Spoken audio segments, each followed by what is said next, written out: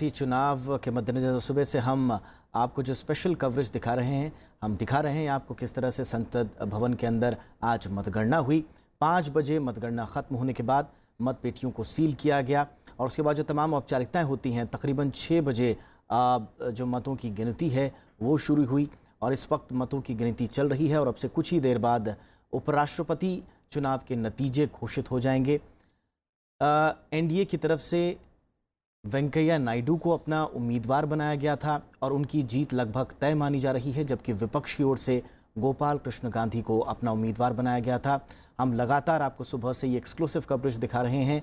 संसद प्राचीर के भीतर से लेकर तमाम मुख्तलिफ इलाकों में हमारे जो संवाददाता हैं वो तैनात हैं और हम आपको लगातार दिखा रहे हैं। आज थोड़ा सा लबोलुबाब अगर आपको बता दें तो 98% से ऊपर यानी कि 785 में से 771 जो सांसद हैं उन्होंने आज वोटिंग की है, यानी कि 98% से ज़्यादा आज वोटिंग हुई है। बहुत अच्छी इसको वोटिंग माना जा रहा है। तकरीबन 14 सांसदों ने अलग अलग कारणों के कारण वोट नहीं डाला। पंचानन मिश्रा हमारे सहयोगी इस वक्त हमारे साथ जुड़ चुके हैं। पंचानन, कब तक ख़त्म होगी मतगणना? देखिए, 5 बजे के जो है वोटिंग वहाँ पर बंद हो गई, तो 6 बजे यहाँ पर मतों की गणना का जो काम है वो शुरू हो चुका है और उम्मीद की जा रही है कि 7 बजे हम कोई यहाँ पर जो रिजल्ट्स का जो फाइनल अनाउंसमेंट है वो हो सकता है, या 7 से 7:15 भी हो सकते हैं। तो इनका ये कहना है कि उसके बाद जब ये रिजल्ट का अनाउंसमेंट हो जाएगा उसके बाद यहाँ जो रिटर्निंग ऑफिसर हैं यानी कि राज्यसभा के जो सेक्रेटरी जनरल हैं शमशेर शरीफ, वो जाएंगे वेंकैया जो विजेता कैंडिडेट है, जैसे यहाँ माना जा रहा है कि वेंकैया नायडू हैं, उनका पलड़ा भारी है, तो वहाँ पर उनके घर जाकर वो सर्टिफिकेट देंगे।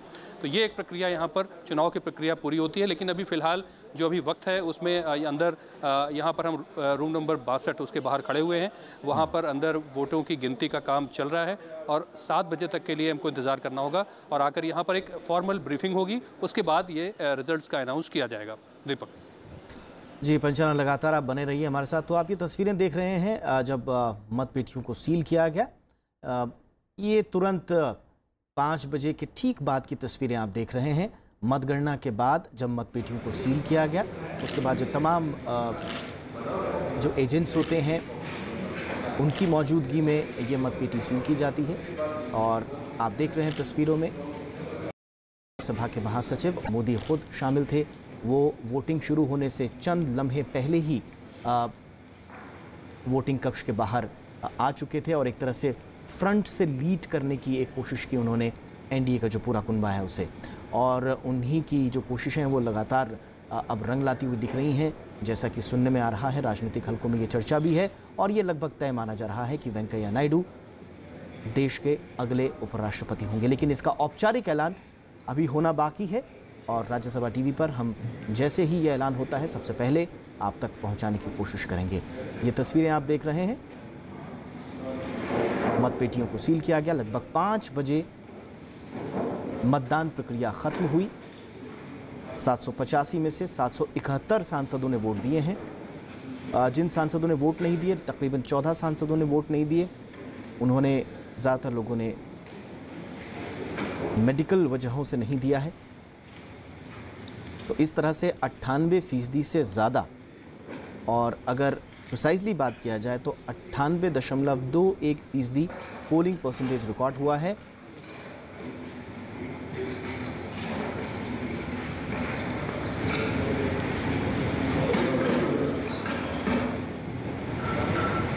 पंचानन मिश्रा संसद भवन से लगातार हमारे साथ जुड़े हुए हैं।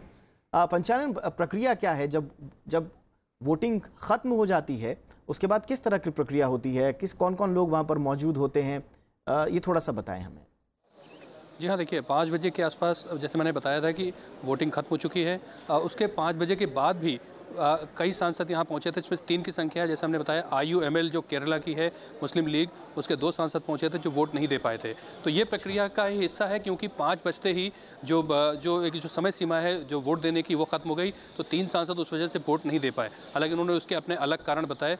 उसके बाद जब 5 बजे के बाद ये जो सारे बैलेट पेपर हैं और जो उनको व्यवस्थित किया जाता है, उनको जो बैलेट बॉक्स है उसको सील किया जाता है रिटर्निंग ऑफिसर की मौजूदगी में। ऑब्जर्वर वहाँ मौजूद रहते रहते हैं हर एक पार्टी के। बीजेपी की ओर से यहाँ पर भूपेंद्र यादव थे, डीएमके से TKS एलंगोवन यहाँ पर मौजूद थे। इसी तरह से हर एक पार्टी के जो है वो ऑब्जर्वर को नियुक्त किया जाता है और ज़रूरी नहीं कि इसमें सारी पार्टियों प्रतिनिधि के तौर पर उनमें से जो ऑब्जर्वर हैं वो वहाँ पर अंदर मौजूद हैं।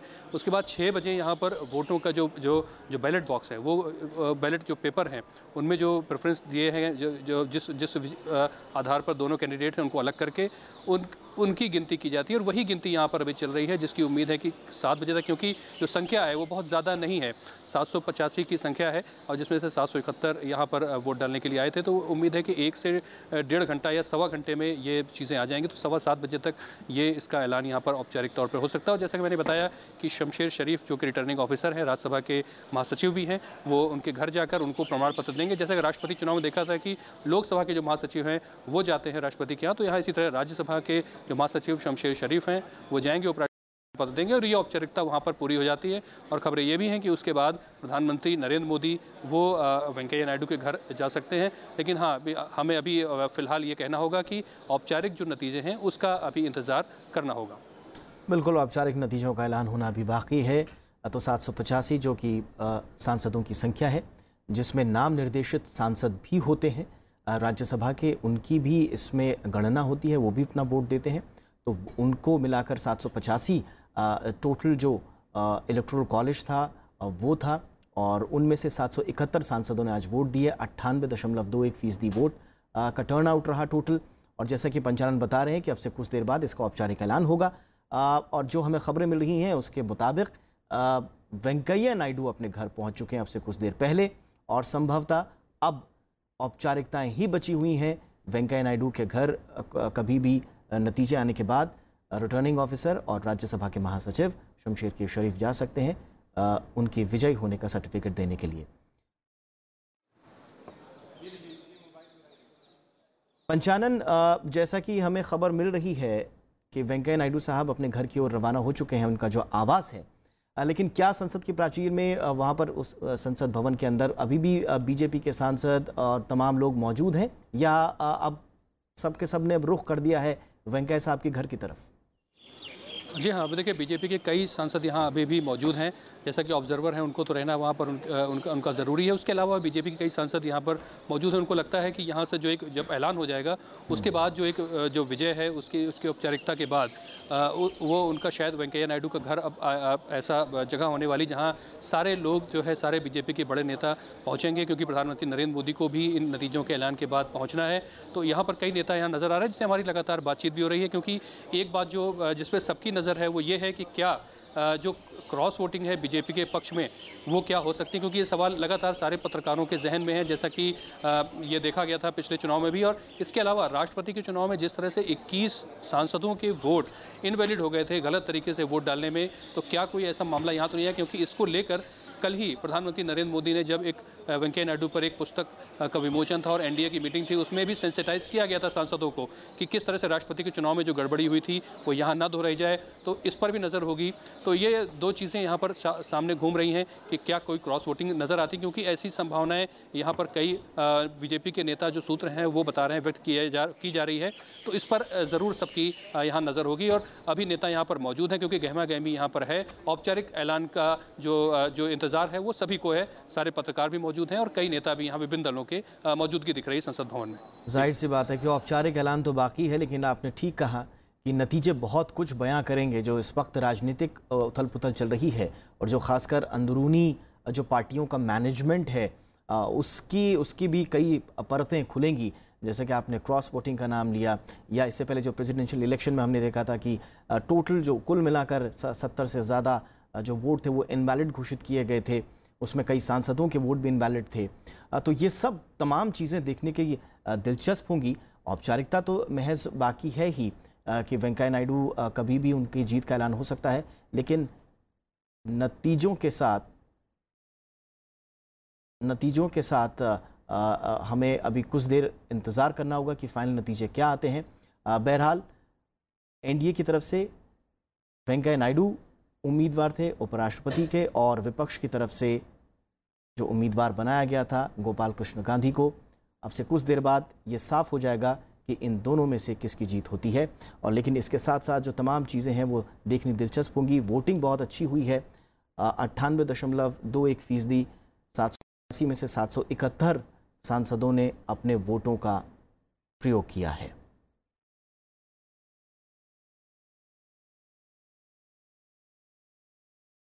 ये तस्वीरें आप देख रहे हैं मतगणना खत्म होने के बाद जो तमाम औपचारिकताएं होती हैं, मतपेटियों को सील करने से लेकर जो दूसरी औपचारिकताएं हैं वो तमाम सियासी दलों के ऑब्जर्वर्स के मौजूदगी में होती हैं। शमशेर के शरीफ को आप देख रहे हैं तस्वीरों में, जो कि इस चुनाव के रिटर्निंग ऑफिसर भी हैं और राज्यसभा के महासचिव।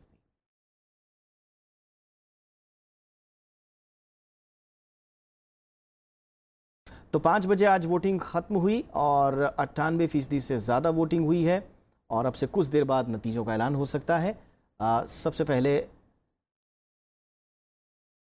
नतीजे घोषित किए जाएंगे, किस उम्मीदवार के पक्ष में कितने वोट पड़े इनका ऐलान होगा और जो भी उम्मीदवार विजयी घोषित होगा उनके आवास पर जाकर रिटर्निंग ऑफिसर और राज्यसभा के महासचिव शमशेर के शरीफ विजयी सर्टिफिकेट देने, विजयी प्रमाण पत्र देने स्वयं जाएंगे और उसके बाद बधाइयों का तांता लगना ये लाजमी है। लेकिन उससे पहले की जो औपचारिकताएं हैं वो ये हैं कि अब से कुछ देर बाद संसद में ही वोटों की गिनती के बाद विजयी उम्मीदवार का ऐलान किया जाएगा और उसे औपचारिक सर्टिफिकेट देने के लिए उनके सरकारी आवास पर जाया जाएगा। ये तस्वीरें हम आपको लगातार दिखा रहे हैं और सुबह से ही हमारी टीम लगातार जुटी हुई थी आप तक उपराष्ट्रपति चुनाव से जुड़े हुए हर एक पहलू को, हर एक तस्वीरों को आप तक पहुंचाने की। राष्ट्रपति चुनाव में भी हमने कोशिश की कि आप तक एक एक तस्वीर, एक एक पहलू, एक एक विश्लेषण आप तक पहुंचाया जाए और उसी तरह से आज सुबह से हमारी टीम लगी हुई थी और हम लगातार आपको ये तस्वीरें दिखा रहे हैं। और अब जो तस्वीरें आप देख रहे हैं ये मतगणना ख़त्म होने के बाद की तस्वीरें हैं।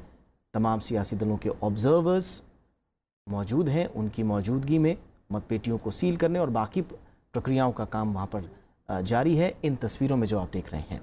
लेकिन जो नतीजे हैं उनके लिए कुछ देर, कुछ पलों का और इंतज़ार करना होगा और अब से कुछ देर बाद ये साफ हो जाएगा कि देश का अगला उपराष्ट्रपति कौन होगा। वेंकैया नायडू, जो कि संसदीय कार्य मंत्री से लेकर शहरी विकास मंत्रालय से लेकर बीजेपी के राष्ट्रीय अध्यक्ष से लेकर तमाम जिम्मेदारियां संभाल चुके हैं, उनके पास एक अच्छा खासा अनुभव है। संसदीय कार्य मंत्री से लेकर और राज्यसभा के सदस्य होने तक का उनके पास लंबा अनुभव है राज्यसभा का। क्या वो आज विजयी होते हैं या गोपाल कृष्ण गांधी, जो कि विपक्ष के उम्मीदवार हैं, महात्मा गांधी के पौत्र हैं, क्या विपक्ष का दाव जो लगाया गया था वो सही साबित होता है? इसके लिए हमें कुछ देर और इंतज़ार करना होगा। पंचानन मिश्रा हमारे साथ लगातार बने हुए हैं। पंचानन, जैसे हम देखते हैं आम चुनाव में कई राउंड्स में गिनती होती है, लेकिन यहाँ पर क्योंकि कम वोटिंग का जो कॉलेज है, इलेक्टोरल कॉलेज है वो है, तो क्या इसमें कोई राउंड वगैरह होगा या सीधे एक ही राउंड में वोटिंग पूरी हो जाएगी? जी हाँ दीपक, देखिए जैसा कि मैंने बताया था कि जो कॉलेज, इलेक्टोरल कॉलेज सिर्फ लोकसभा और राज्यसभा का है, वो छोटा है, तो यहाँ राउंड की संभावना नहीं है और ना उसकी ज़रूरत है। वो एक कॉम्प्रहेंसिव वोटिंग 6 बजे शुरू हुई, उसके बाद घंटे भर या सवा घंटे में उसके नतीजे आ जाते हैं। तो ये एक पूरी प्रक्रिया होती है और जो कि यहाँ पर अभी मतगणना चल रही है। गोपाल कृष्ण गांधी को हमने देखा यहाँ पर, जो कि यहाँ पर विपक्ष के उम्मीदवार हैं, जो यूपीए ने अपने उम्मीदवार बनाया है, वो भी अंदर मौजूद हैं।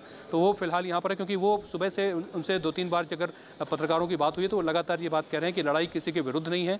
क्योंकि यूपीए ने इसको कांग्रेस ने राजनीतिक लड़ाई के रूप में बताया था, तो इसको कहना है कि वो सैद्धांतिक लड़ाई है, जो कि एक राजनीतिक लड़ाई के रूप में लड़ा जा रहा है। इसको किसी कैंडिडेट या किसी पार्टी के खिलाफ में नहीं है।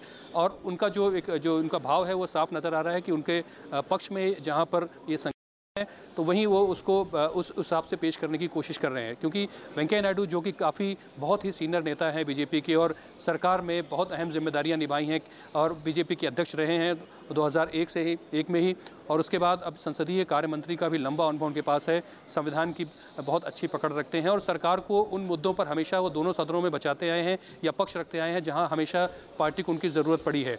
तो ये एक बहुत बड़ी जो एक एड ऑन है वो वेंकैया नायडू जी के साथ है कि वरिष्ठ नेता हैं और वो अब राज्यसभा का जो सभापति हैं और देश के उपराष्ट्रपति का पद जो है वो संभाल सकते हैं इस चुनाव नतीजों के बाद। तो ये एक कम से कम राज्यसभा चलाने के लिए जो सरकार की जो नीति थी कि उनका जो बहुमत है, क्योंकि ये एक दिन पहले ही सरकार के पास यानी बीजेपी के पास जो बहुमत आया है, वहाँ सबसे बड़ी लीडिंग पार्टी बीजेपी बन गई है, 58 सीटें उनके पास हैं, कांग्रेस को एक सीट से उसने पीछे छोड़ा है। तो अब कहीं ना कहीं एक जो समीकरण है वो राज्यसभा के बदल रहे हैं, और क्योंकि जो विधेयक पारित कराने की सरकार की कोशिशें होती थी उनमें भी कहीं ना कहीं इसका फ़ायदा उनको ज़रूर मिलेगा, और वेंकैया नायडू के पास जो राजनीतिक लंबा अनुभव है और जो संसदीय अनुभव है उसका फ़ायदा भी ज़रूर पूरी सरकार को, सत्ता पक्ष और विपक्ष दोनों को मिलेगा कि संसद की कार्यवाही किस तरह से और बेहतर तरीके से चल सकती है। क्योंकि प्रधानमंत्री नरेंद्र मोदी ने कल ही शाम जो एक एनडीए की मीटिंग थी उसमें यह साफ किया था कि किस तरह से राज्यसभा की ज़्यादा जिम्मेदारी है संसद को बेहतर तरीके से चलाने में और सांसदों के आचरण में और ज़्यादा सुधार करने की, क्योंकि सबसे महत्वपूर्ण बात उन्होंने संसद की गरिमा को ऊपर उठाने की बात कही थी, और उसमें वेंकैया नायडू की जो होने वाली भूमिका है उसको भी उन्होंने रेखांकित किया था। तो ये इसको हमको इससे जोड़कर देखना होगा कि राज्यसभा के एक नया सभापति जो बनने जा रहे हैं वेंकैया नायडू, वो किस तरह से उस प्रधानमंत्री की जो अपेक्षा है उस पे आएंगे, क्योंकि उनका लंबा अनुभव है और ये निश्चित तौर पर साफ है कि वेंकैया जी का जो अनुभव है उससे कहीं ना कहीं ये सभी को इसका फ़ायदा ज़रूर मिलेगा। दीपक। हाँ, बहरहाल वाकई में हमें इंतज़ार करना होगा कि फाइनल नतीजे क्या आते हैं। फ़िलहाल बतौर एनडीए और केंद्र की तरफ से जो उम्मीदवार उनकी बात की जाए तो वेंकैया नायडू साहब ने कुछ दिन पहले ही पार्टी की सदस्यता से इस्तीफ़ा दे दिया था, अपने तमाम पदों से, मंत्रिमंडल से इस्तीफ़ा दे दिया था, और ये साफ तौर पर कहा था कि अब वो देश के लिए काम करेंगे, ना कि किसी राजनीतिक हल्के के लिए। कितना और वक्त लग सकता है अभी पंचानन? ये 15 से और आप आधे घंटे मान लीजिए कि कोई 7:15 बजे तक नतीजे आने की जो है वो उम्मीद है। और यही जो एक मेरे दाईं तरफ आप देख सकते हैं टेबल, यहाँ शमशेर शरीफ जो है यहाँ पर नतीजों का ऐलान कर सकते हैं। तो ये मुझे लगता है कि करीब 20 मिनट से लेकर आधे घंटे अभी और इंतज़ार करना होगा। दीपक। और विशाल दहिया भी हमारे साथ जुड़ चुके हैं। विशाल, अब कुछ देर बाद नतीजों का ऐलान हो जाएगा, लेकिन आपको क्या लगता है जो नए उपराष्ट्रपति हमारे देश के होने वाले हैं उनके सामने चुनौतियाँ किस तरह की होंगी? देखिए, जो अगर चुनौतियों की बात की जाए तो ये एक संवैधानिक पद है और उपराष्ट्रपति के पास 2 जिम्मेदारियां होती हैं, एक उपराष्ट्रपति के पद की और दूसरी जो अहम जिम्मेदारी होती है वो होती है राज्यसभा के सभापति के तौर पर। उन्हें जो राज्यसभा सदन है, जो ऊपरी सदन है, उसकी कार्रवाई सुचारू रूप से चले, उसमें जो कामकाज होना है वो कामकाज चले। तो ये एक और महत्वपूर्ण जिम्मेदारी है जो उपराष्ट्रपति के पास होती है। ये एक ऐसी जिम्मेदारी होगी जिसे एक देखा जाए तो एक चुनौती के तौर पर माना जा सकता है राज्यसभा के सभापति के तौर पर नए उपराष्ट्रपति के सामने, क्योंकि सदन का एक हिस्सा है और सदन में जब कार्रवाई चलती है, जब बहस चलती है, तो जो दोनों तरफ के जो सांसद होते हैं यानी कि सरकार और विपक्ष, उन दोनों में तीखी नोकझोंक भी होती है और कई बार सदन की कार्रवाई स्थगित भी होती है, डिसरप्शंस होते हैं, एडजर्नमेंट्स होते हैं। तो ऐसे समय पर जब दोनों गुटों में यानी कि जो सत्ताधारी गुट है वो और जो विपक्षी दल है वो, उन दोनों के बीच जब तालमेल नहीं बन रहा हो तो उस समय राज्यसभा के सभापति की जो भूमिका है वो काफ़ी अहम होती है। उन्हें ये तय करना होता है कि किस मुद्दे पर किस तरह से समाधान निकाला जा सकता है, वो कौन सा बीच का रास्ता है जिसे निकालकर सदन की कार्रवाई है सुचारू रूप से चलाई जा सके और दोनों तरफ के जो सांसद हैं उनको शांत रखा जा सके। तो ये एक ज़रूर अहम और महत्वपूर्ण भूमिका इसमें ज़रूर रहेगी उपराष्ट्रपति की। उसके अलावा जो संवैधानिक पद उपराष्ट्रपति का है उस पर आसीन रहते हुए जो और जिम्मेदारियां हैं उपराष्ट्रपति के नाते वो ज़रूर निभानी पड़ेंगी, और उनमें ऐसा कोई खासा मुश्किल नज़र नहीं आती कि नए उपराष्ट्रपति को झेलनी पड़ेगी। बने